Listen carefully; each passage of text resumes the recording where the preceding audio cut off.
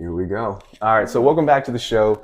Mock Fights 4, fantastic performance or performances, I should say. Before we jump into the fights, we're gonna see both of those fights. You also had something a fight that happened before that.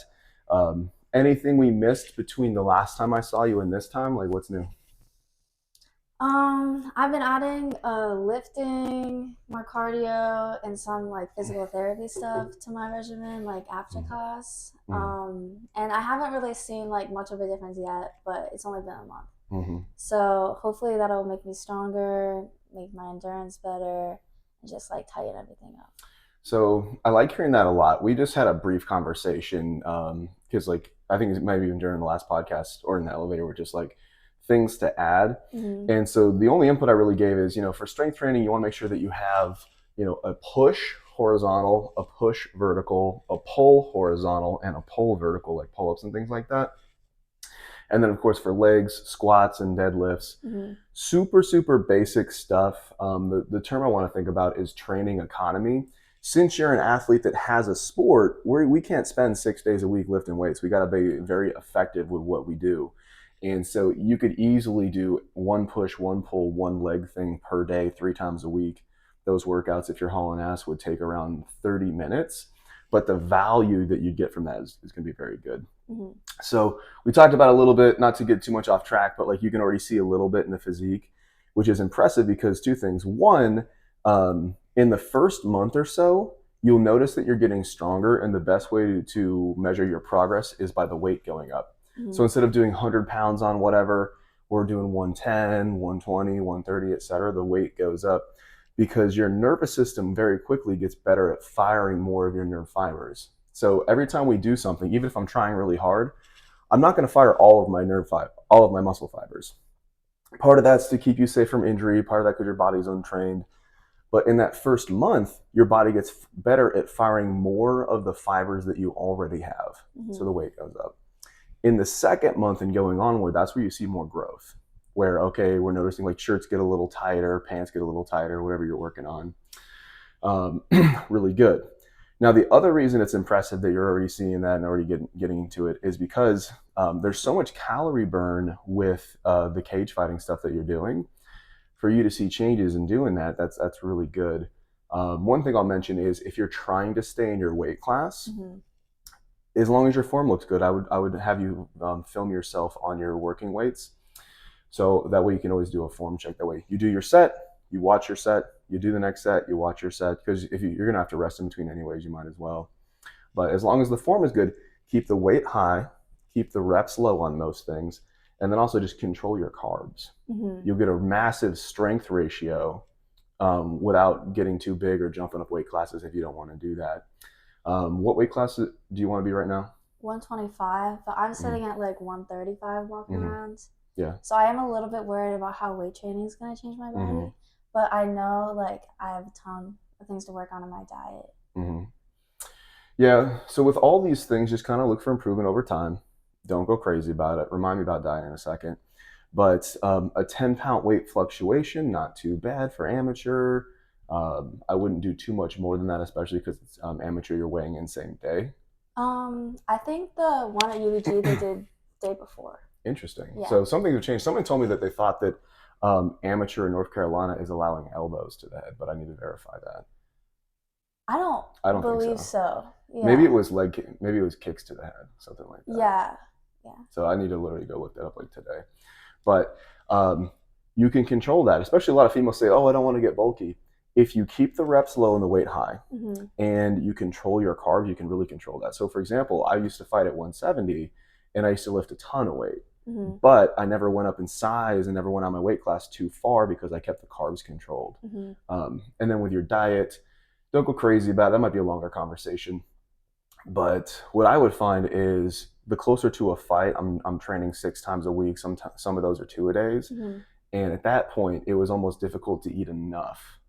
Oh, really? Good example with Jal, I'll do his podcast later today, is that I told him about this and told him to watch out for it. I was like, bro, if you get too lean, you're very likely to get sick and you're very likely to get injury. Someone falls on you, you fall funny, you tweak your shoulder, you roll an ankle.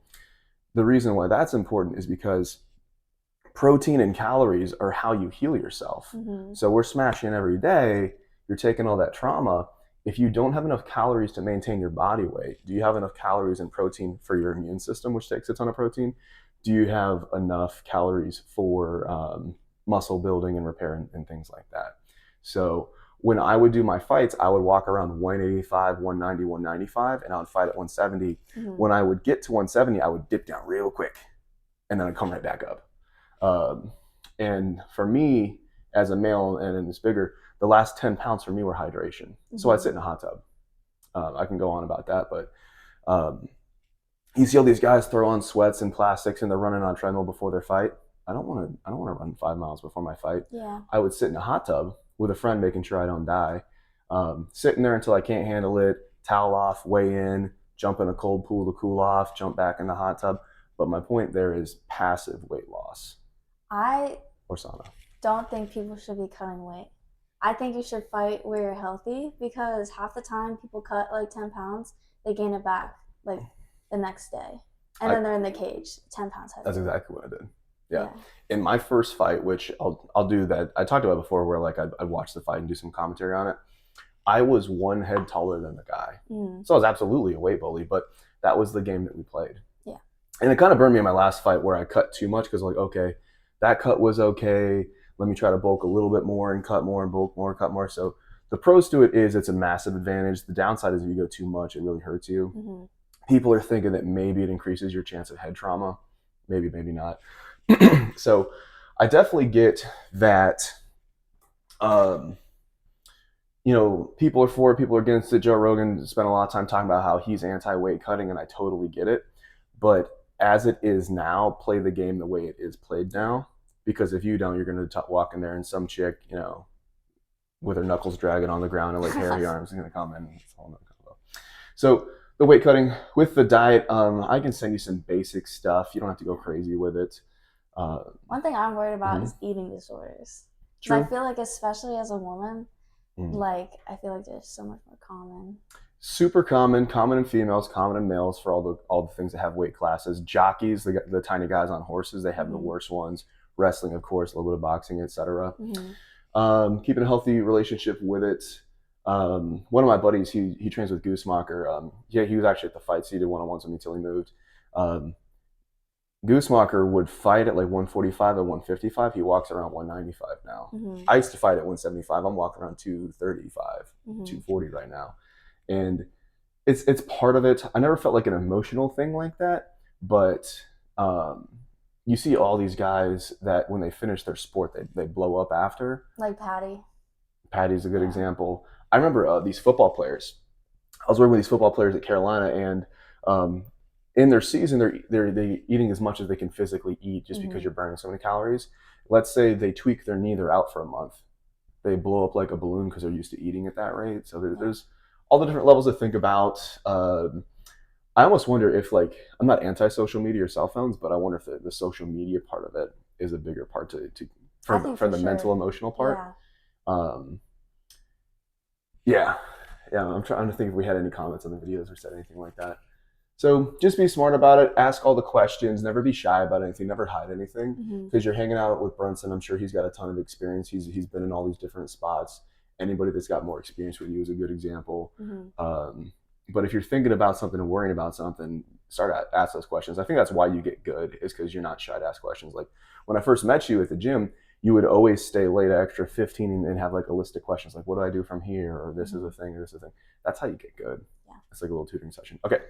So the training, what PT stuff? Is it PT stuff that you did on your own, or did you meet up with a PT? This was just your stuff. The resistance band and the like ab crunches. Yeah. What I like to think about that is I don't wait until my teeth hurt to brush them. I don't need to wait for a cavity to do something.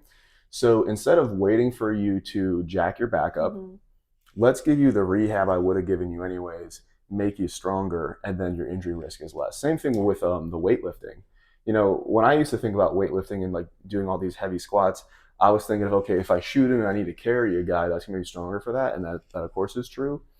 But also your injury risk goes down, which is huge. A lot of times, I think I was listening to Kerry Collette at UNC talk about this. He went to the Olympics, a really big deal wrestler.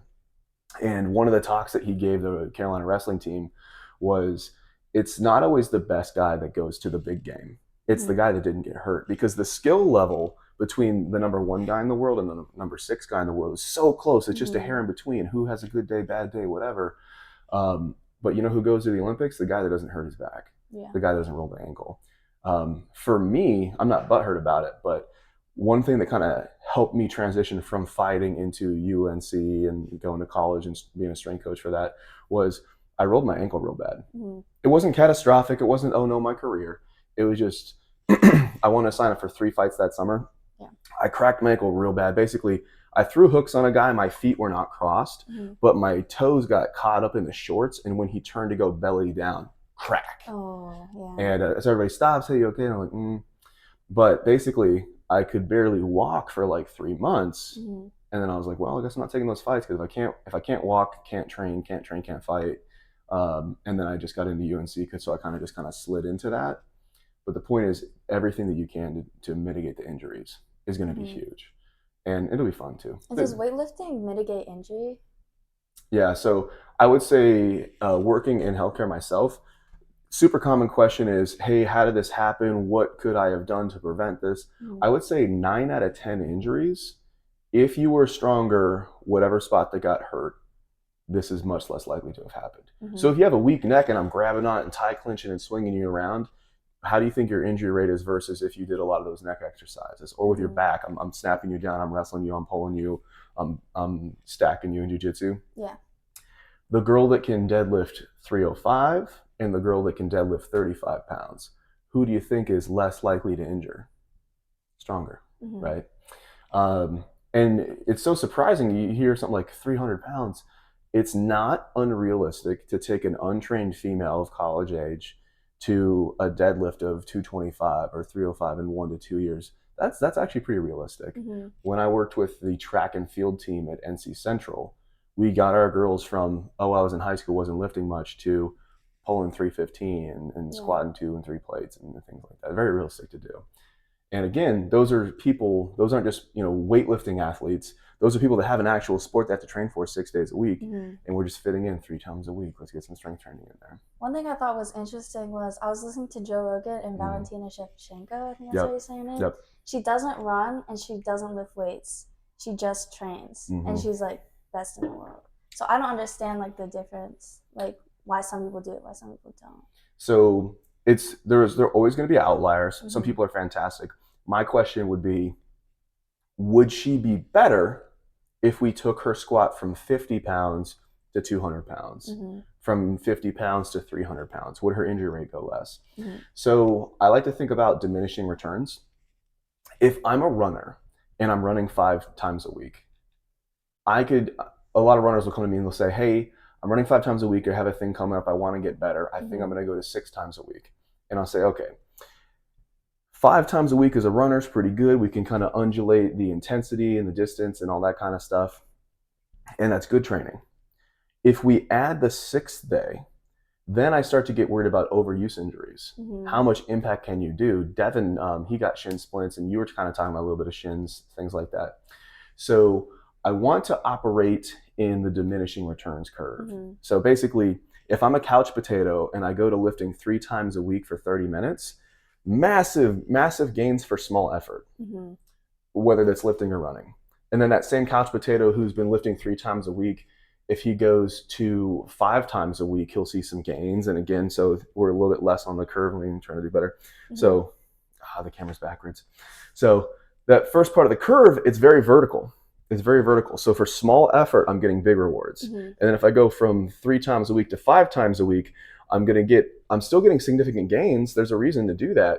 But if I go from 5 times a week to 6 times a week, we're flattening out. And now I'm really worried about the overuse injuries. So going back to Shevchenko fighting, if she's fighting 6 days a week, if she wants to get better and she goes to 7, I don't know about that. Versus, what if we did those little 30-minute lifting workouts? Nothing crazy. It's not going to mentally burn you out. In fact, it might actually keep you away from burnout, because we're just kind of changing the variety a little bit. You have a fun coach, you're doing some fun things, not getting too crazy about it. I'm always looking for high value for small effort. So with that runner that's going 5 times a week, If we get her to lift a little bit, massive. She'll actually be faster and her injury rate will go down. Same thing with a fighter. I believe that 90% of your conditioning should come from your sport. So for you, from fighting, 90% coming from fighting. We just have to make sure that you're with people that are a reasonable weight for you, or if the guys are bigger, that they have a high level of control. A coach should not hurt you, not just from cranking stuff, but also just from falling on you or not letting you do dumb stuff. So you train with smart people, that allows it. But anyways, 90% of your conditioning should be sport specific from sparring. Yeah. That extra 10%, let's do some hill sprints. Let's do something else. Let's do swimming sprints or whatever. Keeps it mixed up for you. And again, we don't get those overuse injuries. If I had you wrestle 7 days a week, your shoulder's going to fall off, and everybody else, right? High value. I need it though. I need wrestling 7 days a week. I believe it for short periods, things like that. Yeah, absolutely. What we saw from the mock fights is wrestling is probably the biggest thing possible. Yeah. If you're a striker and you want to be a striker, better be able to wrestle. If you're a jiu-jitsu guy, you want to get to the ground, better be able to wrestle. We'll talk about all that in a bit. Okay, we've been talking for a while. Let's get into the fights. All right, so talk me through it. What's the venue? September 7th. Yes. YMCA Activity Center. We're just in like this gymnasium. Honestly, getting there, I tried to turn my nerves into excitement. So whenever someone would come up to me and be like, how do you feel? I'd be like, I'm excited. Getting into warm-ups and stuff, I was never really taught how to warm up for a fight. So I kind of just do my dance warm-up, like stretch out my entire body, get my core engaged, get my cardio going a little bit. But there was the event started 2 hours later. So I was warmed up for 3 hours. And I was just trying to maintain that same level, which I don't really think it affected my fight, but that's definitely not how I want to go about it in the future. Yeah. Right before I went on, I was hitting pads with my coach. We were going over some of the key combinations I was going to use. But here, I just tried to stay still. I don't really like pacing around, doing a bunch of extra movement before. I just want to be locked in and focused. Yeah, so I was just focusing on my breathing here pretty much. Yeah, so definitely agree with that. You don't want to waste a lot of energy before the fight. They should have somebody telling you, hey, the fight before you's up, you're next, that kind of stuff. And you don't know how long those fights are going to be. I actually do like the dance warm-up. And if you want, if you have a decent video of that, you can send it to me and I'll mix it in one of our videos somewhere. So what was this pausing thing? What was that about? So I don't want to get too into it, but basically her coaches came up to my coach beforehand and was like, we're just going to make this light. And they kept saying that. And that's actually my jiu-jitsu coach, Brian. And he was like, they're terrified. Yeah. She's scared. They probably saw the footage that he put up. Yeah. And so he didn't want the coaches to get mad. So whenever I was throwing too hard, he kind of stopped it. But then again, I had my other coach in my corner be like, go hard, she's going hard. And this doesn't give timid to me. This doesn't give oh, she's scared that I'm going to hit her too hard. She was constantly coming in, constantly throwing those overhands. She came to fight? Yeah. She's from Virginia. Yeah. And where was this? Oh, Wilmington. Good. Yeah. Try to keep it as local as possible. You have the least amount of stress as a fighter, having to travel all over the place.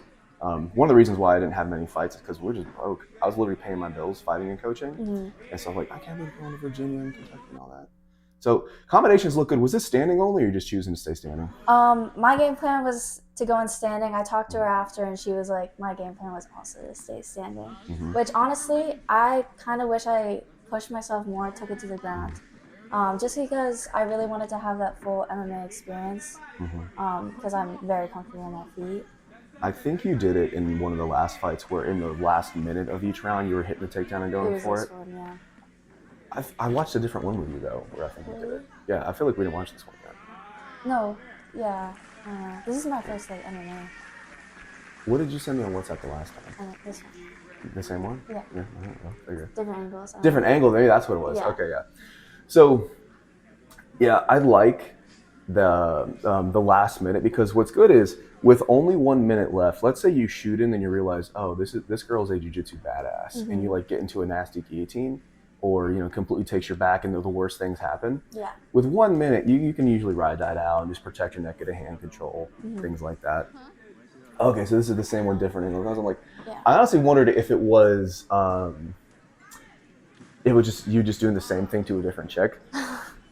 No. So okay, yeah, that makes sense. Yeah. That's a pretty good angle. I wonder if they're like in the camera or just poking through the cage. Okay, so the camera was actually set up. It was almost in the cage. Like poking through. Yeah, and I that like was it. super dangerous because people were like grappling right next to it. Someone could have like split their head open. If somebody is managing it and they'll pull it out when it happens, I'm okay with it. Yeah. It's actually a big pain in the ass. And see how we got this cage in our face? Yeah. It's really difficult to film that. Like you either go over it and kind of top down, which you see at UNC, they got guys on ladders. Yeah. UFC, not UNC. So one thing I want you to notice is look at your chin here.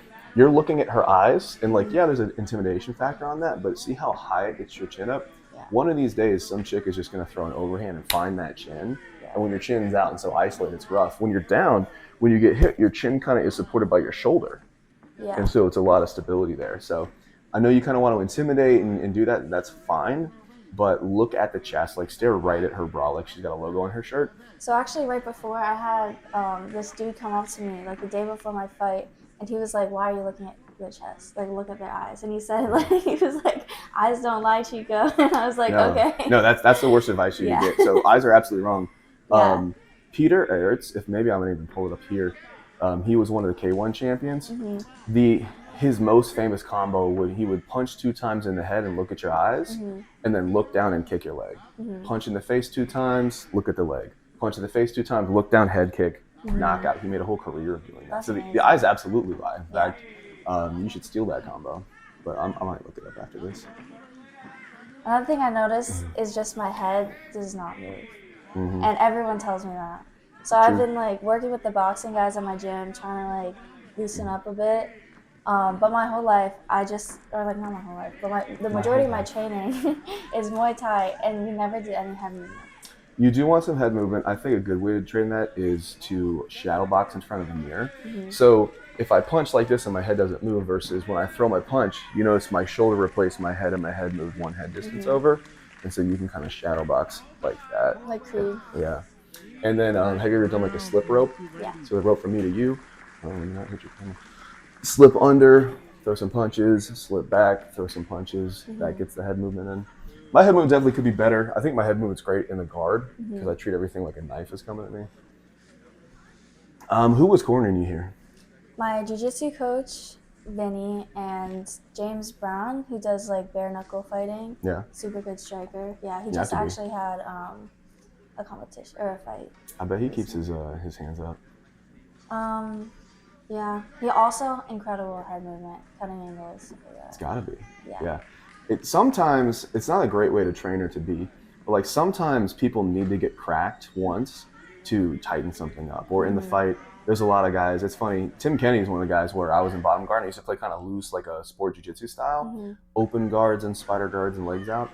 He cracked me once. That completely changed my jiu-jitsu game. Like everything's tight, wrapped up, no space, hug tight. Yeah. And then he would always say in interviews that he doesn't feel like he's in a fight until he gets cracked once, and then he's like, okay, yeah, we got to tighten up the guard, keep your hands up. Beautiful leg kicks. You go low, you go middle, you go low. What was that, just shin guard stuff? Yeah, mine slide down. Yeah, your shin guards are a little bit low. Those are better for grappling. They don't cover the top of the shin. Not great for the opponent or whatever. Also good just because like getting into amateur, I feel like more ready using these. I like using the big beefy Fairtex shin guards, and then also having the grappling ones to kind of, okay, we got the thick ones when we need them. Let's wear a little bit less. It is really hard to grapple with the big Fairtex ones as well. Yeah. The first time I wore those were at the IKF. I had to buy them and then use them. The Fairtex or the grappling ones? The Fairtex ones. Yeah. They're just bulky, I don't like them. True. If you're just doing kickboxing, it's nice though because you don't get banged up. I'm actually thinking about having myself and the guys have elbows and knee pads. I recently got my elbow cracked, and what sucked is a week before that I was like, man, I should get an elbow pad on. And then like that week I crack off a piece of my elbow. But I think we want to train with it. I don't want anybody else to get a little elbow injury like me because it kind of set me back at least a month. keep people safe. It's just hard to have a class where everybody has all the right gear. Yeah. Because I'll show up to class like, all right, who has what? And like a couple people don't have shin guards, a couple people don't have knee pads. I was told that I looked gas this round. I think they're comparing your usual speed. Yeah. You do want to get your conditioning up to the point where people can't tell the difference in you between round 1, 2, and 3, and that's probably the most intimidating thing. Mm-hmm. You might have heard it on some of the podcasts where a lot of these fighters are talking about how like their fight camp is 90% cardio because they already know how to fight. Something to think about. And then in all the mock fights that we had recently, I would say cardio is probably the number one factor. And it's not a class on the schedule. I was joking with Scott about how he should put it on the schedule.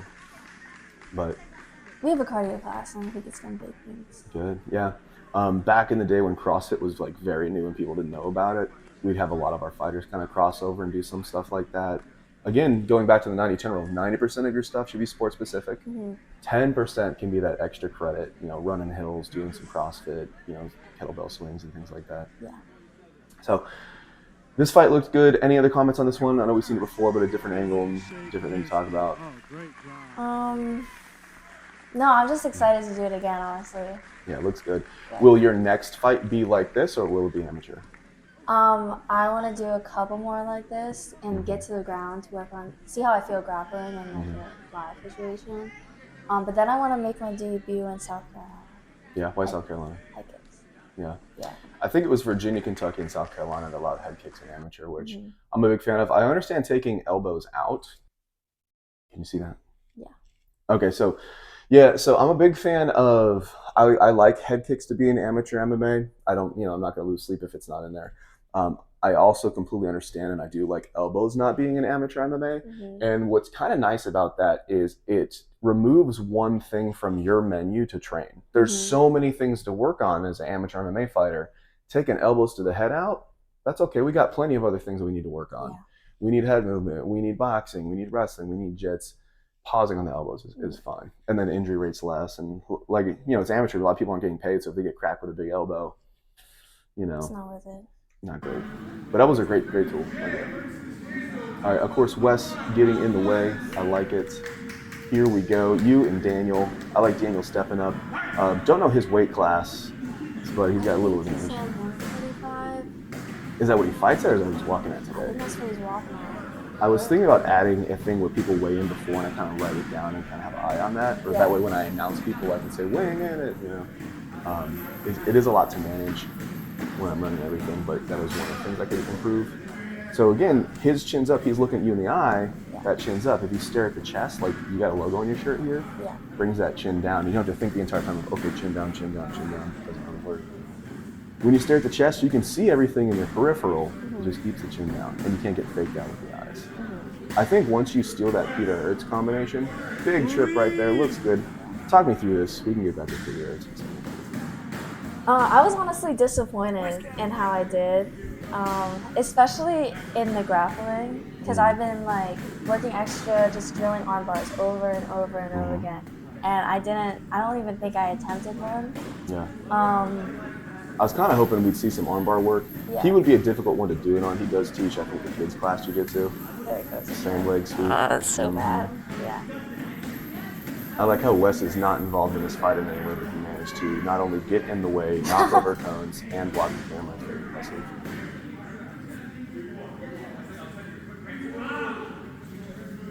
So what's going on here? What are you doing? Are you just trying to hold for time? Are you trying to what's going on? Because we're pretty early in the round. I think I was trying to get high guard like we were working on right before. Very difficult, sweaty guy, no shirt, and you have shin guards. Not saying you shouldn't go for it. I would here maybe think about when he pops up, feet on the hips, kick away, go into a stand-up. Yeah. So think of it like this. Either you're in or you're out. We see an attempt to kind of swivel the hips around bar. Wasn't there because you slipped off. You sweaty back. I think I was going for a sweep. Yeah. I'll take it. But from here, now that there's distance, either if you get so close that you can hug, there's no space and you're pretty safe. Yeah. As soon as you don't have that, feet on hips, kick away, get up, touch your head. So here we go. You're back on the feet. Mixing it up, hands and feet, I like it. I think my kicks need to be faster, like on the way down. Like getting your leg back? Yeah. I think some say the speed that the kick goes out needs to come back at. Yeah. As soon as you get that leg back, you can throw again. We don't want people kind of getting caught of like posing. You throw a kick and you kind of in a pose. As soon as you get that foot back, a good drill for that is throw your kick, get your foot back, and then throw it across into a heavy bag, and just expect to throw something after the kick. He goes for a little foot sweep, doesn't happen, circling up. I was also disappointed in my striking because I've been working more like, okay, combinations, 1-2, leg kick. I just didn't get past it. What are your thoughts on the cone situation? Was it a thought? Not an issue? I didn't really think about it. Good. The reason for the cones is for the camera angle. It also kind of makes it more of a square. If we just had like a piece of red tape or something, right. Shooting from a different angle was a lot better for me as far as production goes. So I like this angle right now. Yeah, I like to mess with it. One of our other guys was doing filming as well. He actually works in like news and does some media stuff. So, okay, a couple guillotines here. Talk about it. How close was it? What were you thinking? Could you hear me choking? I heard a couple gurgles. I don't react to that. No, I felt I could get out of it. So I was working on breaking the grip. I didn't feel like it was it. Yeah. I was kind of wondering, was he having difficulty because of the gloves? Was he being nice and not really cranking? I'll talk to him when I get there, but I wasn't sure. I meant to talk to him after about that. Yeah, I didn't talk to him about what he was doing. It could have been the gloves. Yeah, I wasn't sure if he was going for 100% or what. This fight's brought to you by Wes getting in the way after I constantly told him to get his ass on the cage and get out of the way. It's good for views, right? Not if it's Wes. But, so the defense on the guillotine, that's something we should probably go over, but just anytime something's going on in jiu-jitsu, try to get hand control. Someone's doing a weird footlock thing, probably hand control is going to help. Someone's throwing a choke for you, hand control is going to help. Good control on the knees. I like this so much, just keep you guys in. I was so happy that I got that because I've been working on that for the past month. Yeah, I didn't teach that one. I didn't have time to teach you that one. That was beautiful. But I did land in a bad situation, so just staying in self-control. I'm wondering if you were surprised that it hit and then you let him roll, or because you can't lose tension for a second. Yeah, I was probably got a little too excited there. Yeah, that was a beautiful hip toss. That might be better than the one Madeline had the other time. I don't know. This, I was trying to work to the cage. I like it. Yeah, feet on the cage, I like it. But I just think we don't have a cage at Brunson's, and so I never really know the technique, using it, how to use it. I was just kind of hoping that it would help me. Yep. So if you're in a situation like this, you're doing the right things. Getting your feet on the cage so you can push off and bridge can help a ton. Yeah. You don't want your neck at the cage where the gray part is, but if you are there, you want to. So head on the cage is bad. Yeah. So you scoot up even further. Back on the cage is good. So feet on the cage is good. Back on the cage is good.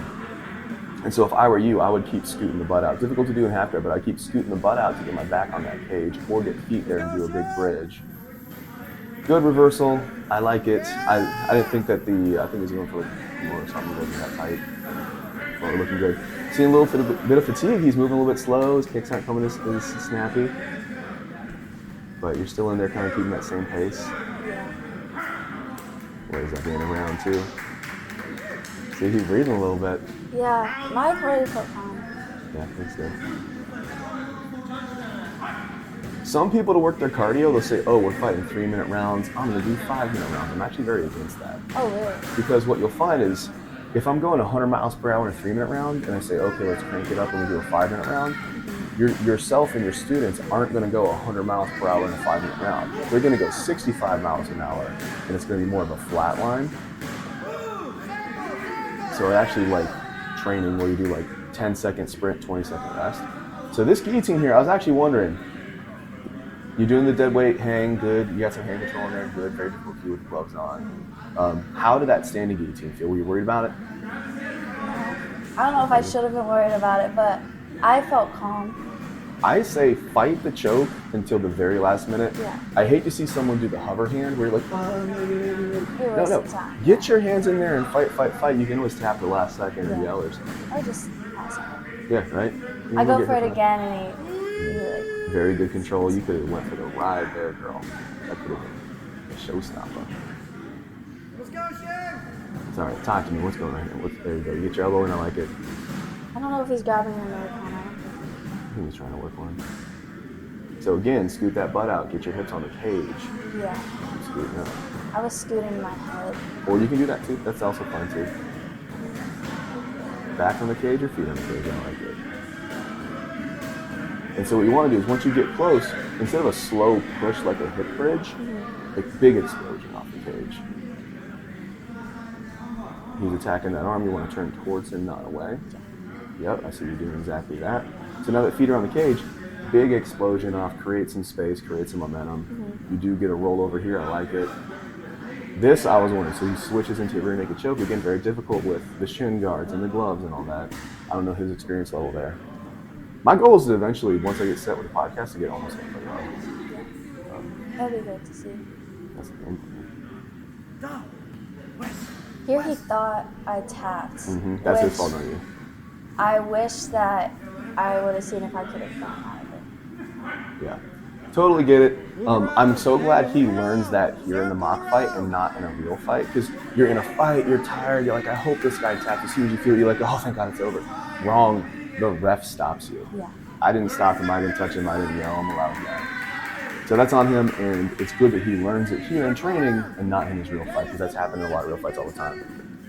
Hero's a little bit more pushy when people are getting on the cones, shove them back in. Yeah. I don't want to push anybody into a punch, but I'm keeping on it.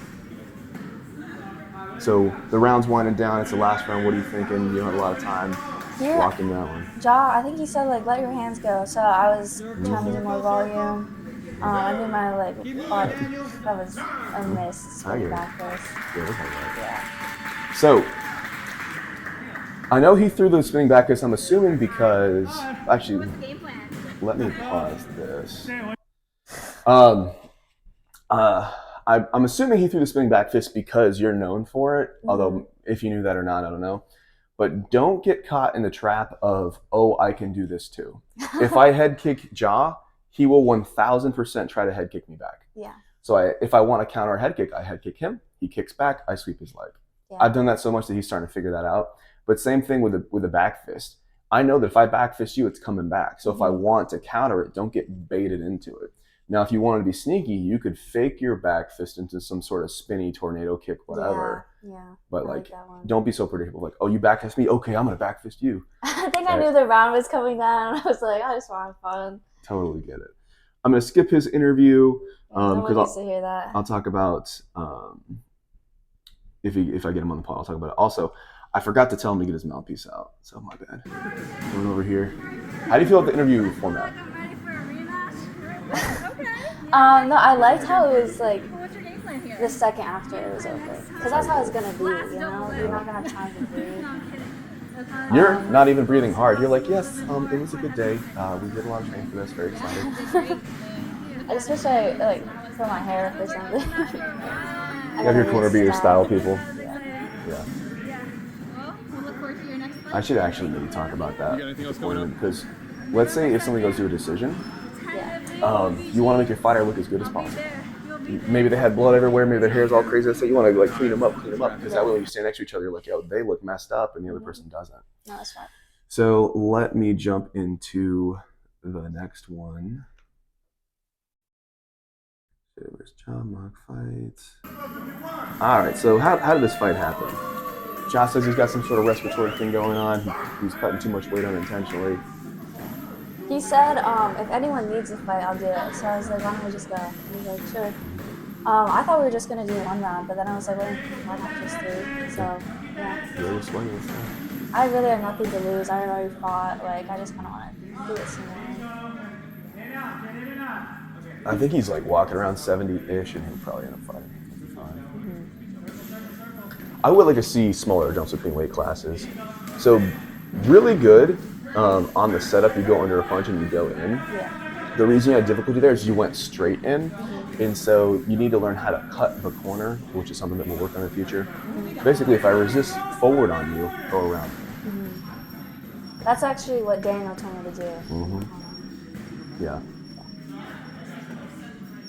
Jaw's hands being low. With Jaw, what you want to do is block the first couple punches and then start swinging. And every time he kicks, he drops his hands to his waist.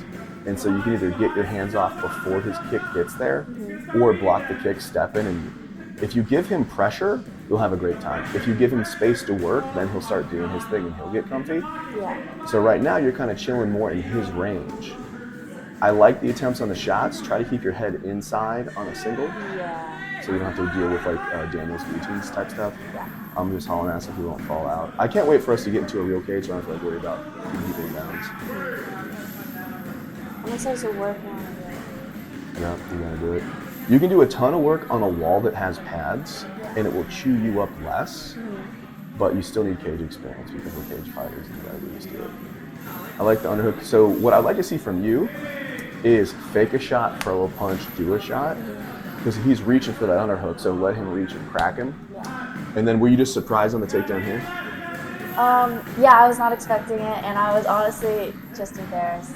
He's been working on it for the past month. He said, I pair him off with the smallest children that we have, girls and things like that, unexpected old people. And he's been shooting in a little bit. I told him, if you want to get good at defending takedowns, you got to start throwing. yeah. So looking good here, doing work.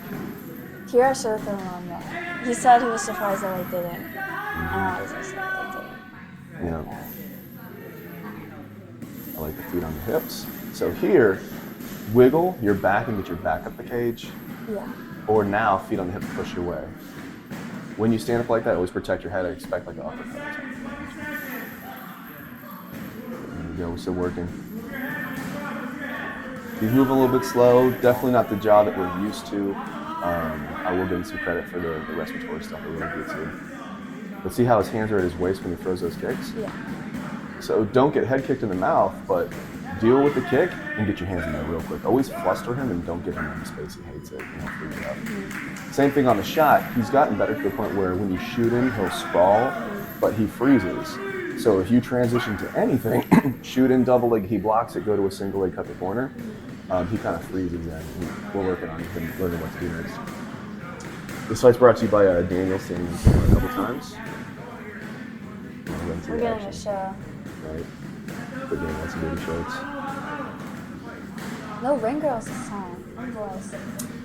Yeah, I spent all my efforts coordinating people for interviews that I didn't want to think about ring girl stuff. Some of the models that I've been doing for chiropractic stuff, they, next month, I've got some verbal commitments that they'll do the interviews and I'll do ring girl stuff too.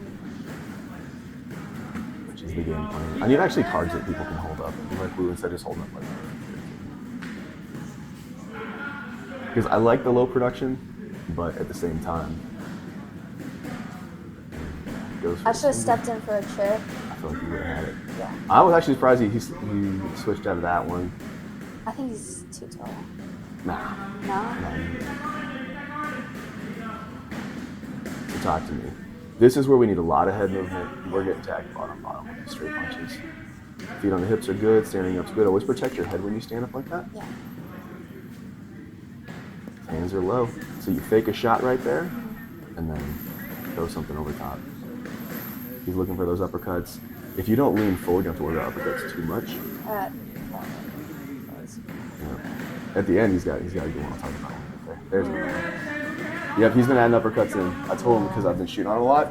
If you make a grappler worry about the uppercut, then it gives them one more thing to worry about. And since we're not throwing knees to the head.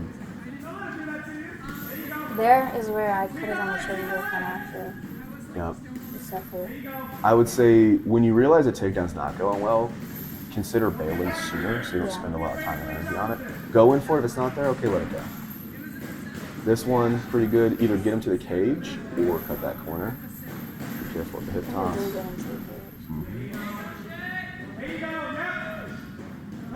You could use your heel to trip his heel here.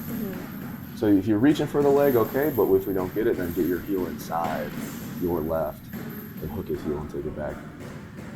There's like something bending out of the cage, and you like bend it back in there. Not a lot of head movement. Keep the hands up. Look at his chest. Oh, I can't watch this. Right this under. Is so hard to watch. Right under. It's so embarrassing. I should have let the guillotine go sooner.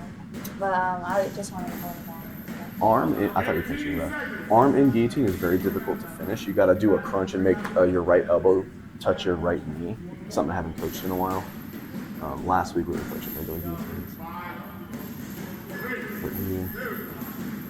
No head movement, So head hard movement. to watch. Yeah. Basically, you respect the hands on the ground like it's a knife. Can't even touch you.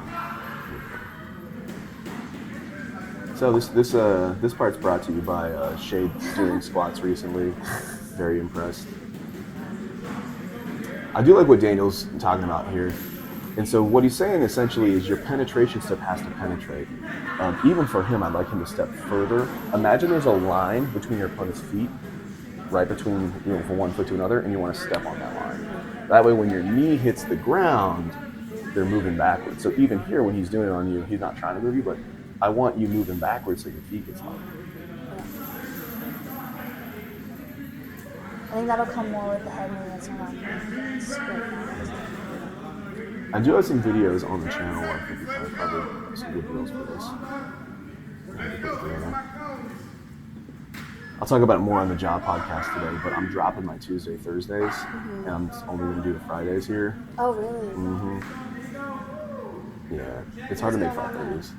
Hard to make the 5:30s. The class itself, I kind of want to just teach MMA classes and not like, okay, we're doing striking. I feel like that's what's needed. I'm also probably going to move the mock fights. I'm going to have it float to different gyms in the area. Once I kind of make some relationships. So I might even switch it to a Saturday. Coach my Friday like usual. Saturday float around the different gyms. Then maybe have a full cage would be nice. So okay, talk to me about what was the plan on the cage? Almost. I am not very good at cage work. I kind of just want to get my underhooks, get them on the cage, make myself look good, go for a takedown. Yep, I like it. I feel like cage is something where you could just have like a class that's like just cage work. Yeah. Anytime I coach at a fight gym, when they have a cage, I would just do like my whole class as cage work. We've kind of gone a little bit away from it this month just because I'm trying to get all this MMA in everything. It's so bad. It's so hard to watch. Well, we all have to keep in mind that this is happening from Josh who's not a wrestler. We don't have to keep that in mind. gotta We keep it can in mind. forget that. I wonder what Josh's going to say when I coached Jared, back in there we used to hang out all the time, before I came to Fight Flow. And he's like, what's your advice when we go to other people? I was like, just do what I try to do. Beautiful sweep. Could have been a little bit cleaner, but it worked. I should have scrambled up. I was a little worried his ass hit the gray bar at the bottom, which is definitely not comfy. It's better padding. I wish it did. But there you go. With that sweep, you hit that sweep and you just go right into a tactical stand for stand base. But I like that, it worked.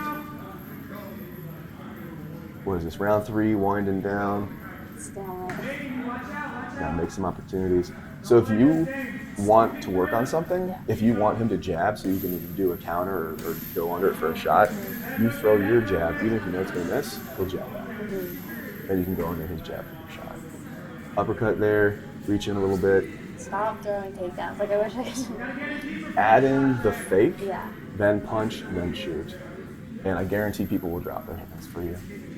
His hands are low, it's a good time for you to pressure him. That slip in that body shot was so beautiful. Oh, you talk, I'm verklempt.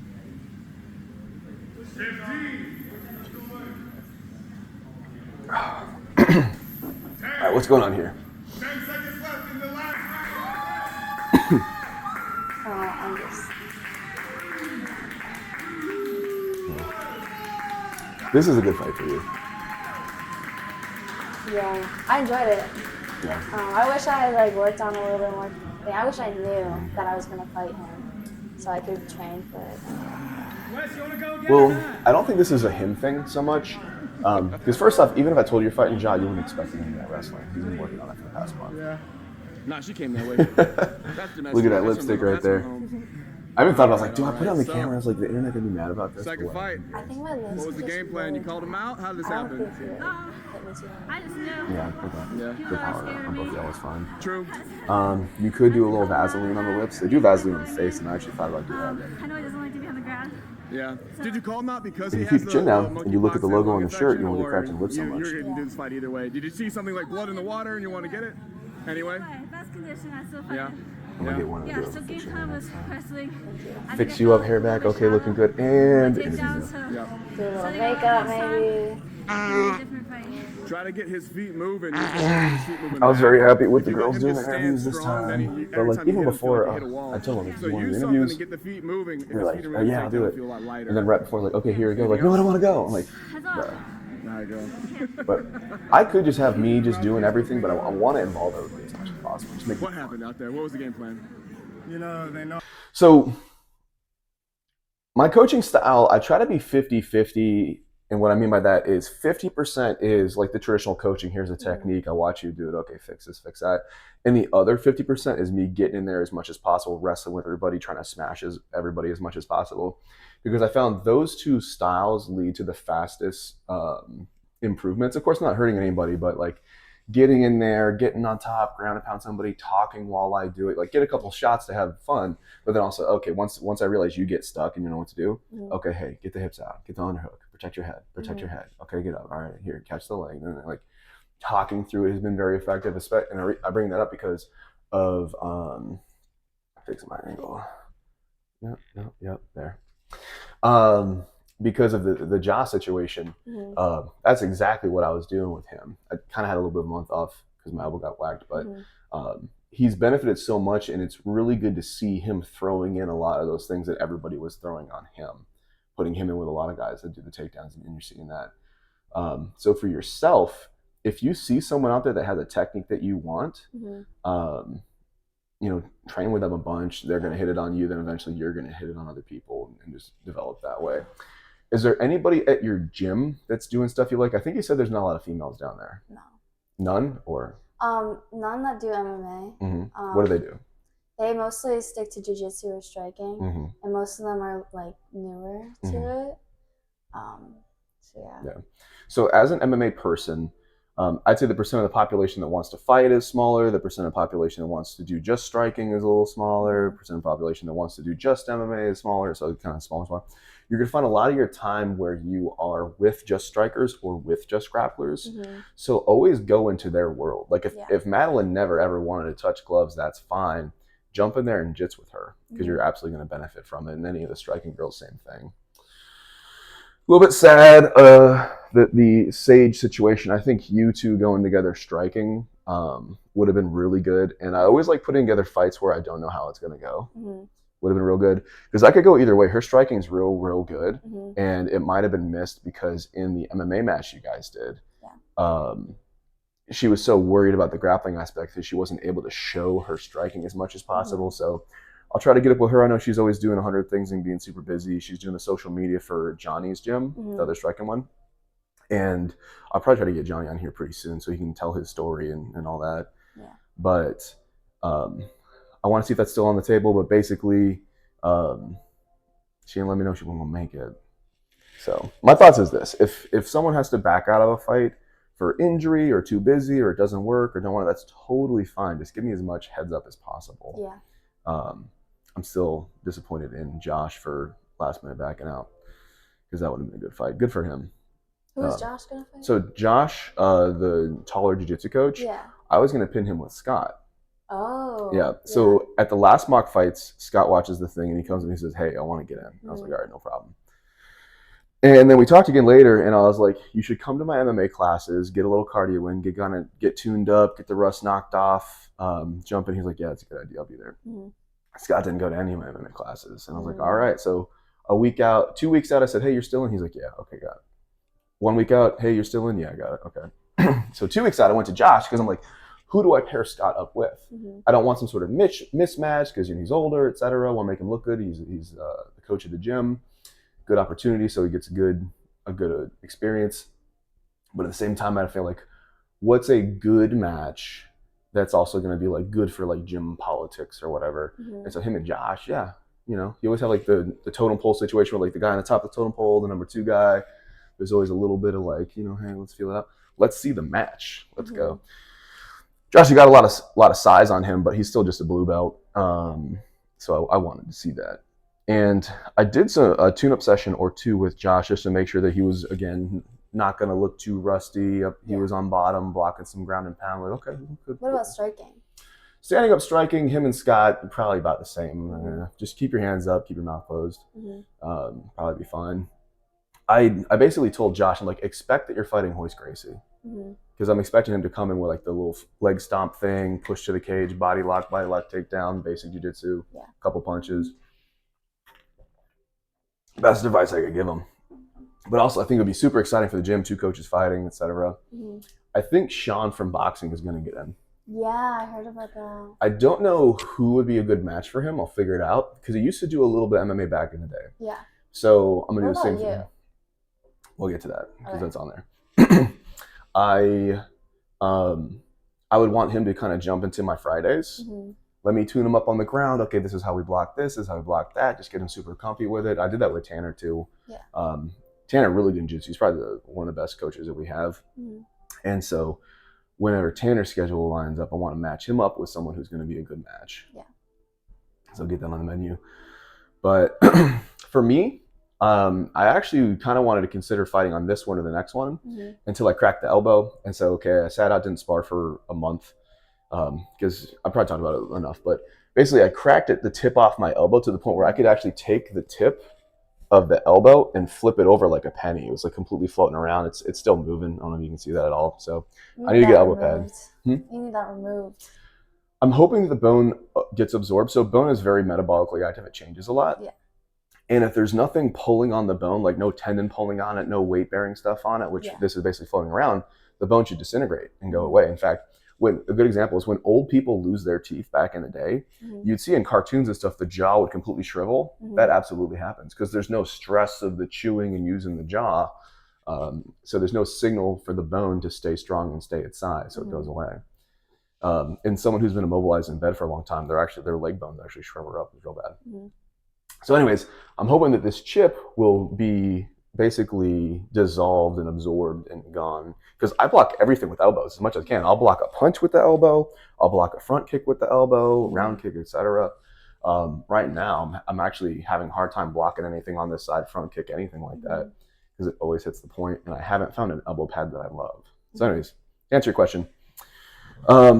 Haven't sparred for a month. Cardio kind of went to shit. I just been come back and spar maybe for the past 2 weeks or so. But it's that's like I'd throw 3 punches and I'd feel it in my abs, and I was like, "Oh, that was sore." So going forward, the plan is to train for a month, and then I've got a couple people that I think would be a decent fight. I want it to be worth it. So something good for them, good for me, etc. When Josh backed out, I told Scott, I said, "Hey, surprise, you're fighting me." And Scott was like, "Nope. Every time we wrestle, I feel like I get hit for a truck for like 2 weeks." And I was like, "We can do an X position where it's just like you show a thing, I show a thing, we go super light." They used to do that all the time back in Japan in Pride. Yeah. Hicks and Gracie and Hoyler would go out there, some of the top Gracies, and they would just kind of do a demo back and forth. Like I do a toss on you to an armbar, and you do a toss on me to an armbar. But like the second half of that portion, they would start to kind of roll a little bit, and Hickson would just be catching stuff and doing his thing. So I was going to make him look good, and I feel like he would have had an easier night doing an expo with me than rolling with Wes. But I think him and Wes was actually a really good match, and I'm very lucky that that got put together because I was actually, not a lot of stuff pissing me off, but I was actually pissed off to find out 10 seconds before the show, not doing the fight. I was like, "Are you hurt?" He's like, "No." I was like, I saw you roll. You did open mat." I'm like, "Josh, you did open mat?" And he's like, Yeah, I can't do it. I'm like, Did you get scared? Or? I don't know. That's not my business. But I'm just like, if you told me a week ago, okay. But we literally did little tune-up MMA things. You had all this time. I think he thought he was going to fight Zach, and I told him straight up. I said, "You're not fighting Zach." Although him and Zach would be a decent fight. I don't know how they do if they just go jiu-jitsu. Who wins that? I don't know. And Zach was supposed to be on the show too, but he's gone. So anyways, but yeah. I guess the only time to kind of irk me is messing with stuff on the fight night. Like when Zach knocked over the camera and then blocked the other camera, I was like, "Bro, out. Just out. Just no. I have no patience for anything." Other than that, everything's fine. When that girl texting smacked into my car, I was like, "Okay, we'll figure it out." What was that? Like 9 months after I got that Tesla, some girl rear-ended me at a light and cracked the back bumper. Not terrible, but like that's $3,000. Yeah, that's $3,000 of damage. possibly more if there's more underneath that. Mm-hmm. And I'm just like, it's okay. I just give me your info. It's fine. It's whatever. It's fine. So did your insurance cover it? Hell no, it's a big old problem. Don't get me talking about it. It's a big problem. Yeah. That's awful. Basically, in North Carolina, if you cannot prove fault 100%, both insurance companies tell you to go screw yourself. And I'm like, hold up. I got rear-ended at a light. How much more fault could it be? And they're like, did you have your camera? And what I didn't know is with a Tesla, I'm sure there's probably user error. Maybe I got to set it up different, but it doesn't save the footage unless you honk. If you honk, it saves like 5 minutes before and after or something like that. Yeah. So I'm like, yeah, no problem. I go back to look at the footage and I'm like, I don't have any footage of this chick hitting me. I thought there'd be some sensor if your car got hit that it would like, yeah. who honks when they get rear-ended? I get rear-ended, crack, and then like honk, and then I like move over, like whatever. Yeah. I took pictures before, my car, her car, this, that, all the details, filled it out. Police report even said that I hadn't, they'll have like examples of like what people did wrong. And so for me, they had nothing. And then for her, they had failure to reduce speed. And so that shows fault. Mm-hmm. So I'm still dealing with car insurance companies. And this was like last November. So it's almost a year now. That's frustrating. Yeah. So I'm driving around with a cracked bumper. It looks like I backed up into some crap, but, Mm-hmm. And like, I don't want to fix it out of my own pocket because as soon as I fix it, someone's going to crack me or I am going to back into something. So anyways, but like with stuff like that, I'm like, all right, we'll figure it out. But like if someone cancels a fight like right before, I'm like, bro, no, not okay. Because also the reason why I tried to use a lot of peer pressure in a good way to get Josh into the fight because I feel like the most valuable thing we do with fighting is reality. Mm-hmm. If you're just there to work out and burn calories, that's totally fine. I don't have any judgment or anything like that as long as you're getting what you want out of it. Yeah. But at the end of the day, especially if you're an instructor, your jiu-jitsu has to work. Mm-hmm. And it has to work not on a great day and a sunny day and this and that. It has to work when it needs to work, right? And so you put yourself in scenarios, and even if you aren't like your whole main thing isn't fighting, Mm-hmm. maybe your whole focus jiu-jitsu is sport jiu-jitsu, you still need to be able to handle yourself in a fight type situation. Mm-hmm. Now, I wouldn't put anybody in the deep end and like, in a situation where they're going to get hurt or anything, I don't think there's anything bad about him going with Scott. In fact, they probably rolled together before plenty of times. So I'm not setting anybody up for a bad time. Mm-hmm. But I just hate the idea of all these like jiu-jitsu purples and browns and people that like this and that, and then you flick up in the nose and they completely panic and they forget their sport. Mm-hmm. Nah, it's got to work. Plus, it'll be great for the gym. The mock fights thing is a big part of keeping the gym hot and something to talk about, things to do, this and that. And every single person, even if they're apprehensive about it, when they leave it, like, yo, that was a crazy experience. And then they get better. And they get better. Yeah. Yep. All right, young lady. I'm surprised I have enough voice for as far as we're going. Anything else you want to add? Nothing comes to mind. I think we did it. Yeah, this is good. All right, so you got that other fight coming up. Tell me when is that? What's going on? One more time. It's tentative. Tentative. Derek's looking for someone for me on November 2nd or November 30th. Yep, train like it's going to happen. Oh yeah. If you really want to get fights, sign up for multiple things. Mm-hmm. Especially, is this an amateur thing or is this the same kind of point? Another semi. Since it's semi, I would sign up for a bunch of stuff. Mm-hmm. If it's amateur, you gotta, there's a little bit more damage to kind of think about in recovery kind of stuff. Yeah. You're not taking a ton of head trauma. If you learn how to stare at the chest and move your head a little bit, that's going to save you so much. But basically, if you have the time and you have the resources, right now is the time in your life to fight as much as possible. Yeah. Now, don't get cracked and then take a fight too soon. If you need to take time off after, absolutely do that. But like all those fights that we just watched, you could fight in a week from now and again and again and again. And just you're at the point of life, even though I'm sure you're super busy, you're never going to be less busy than you are right now. Yeah. For the rest of your life, probably. Yeah. So get on Something it. to look forward to. Oh yeah, for sure. All right, that does it. Appreciate y'all for watching. I'll see you in the next video.